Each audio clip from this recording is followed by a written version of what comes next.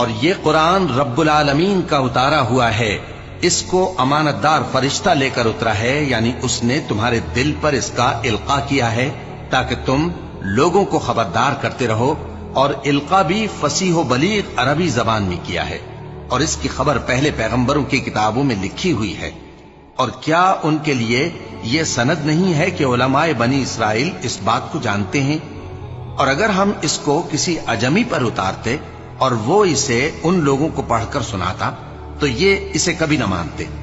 اسی طرح ہم نے انکار کو گناہگاروں کے دلوں میں داخل کر دیا، وہ جب تک درد دینے والا عذاب نہ دیکھ لیں اس کو نہیں مانیں گے۔ وہ عذاب ان پر ناگہاں آ واقع ہوگا اور انہیں خبر بھی نہ ہوگی۔ اس وقت کہیں گے کیا ہمیں مہلت ملے گی؟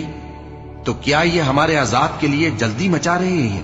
بھلا دیکھو تو اگر ہم ان کو برسوں فائدے دیتے رہیں پھر ان پر وہ عذاب آ واقع ہو جس کا ان سے وعدہ کیا جاتا ہے، تو جو فائدے یہ اٹھاتے رہے ان کے کس کام آئیں گے؟ اور ہم نے کوئی بستی ہلاک نہیں کی مگر اس کے لیے خبردار کرنے والے پہلے بھیج دیتے تھے تاکہ یاد دلا دیں، اور ہم ظالم نہیں ہیں۔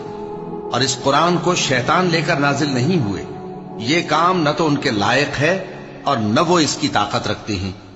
وہ تو آسمانی باتوں کے سننے کے مقامات سے الگ کر دیے گئے ہیں۔ تو اللہ کے سوا کسی اور معبود کو مت پکارنا ورنہ تم کو عذاب دیا جائے گا۔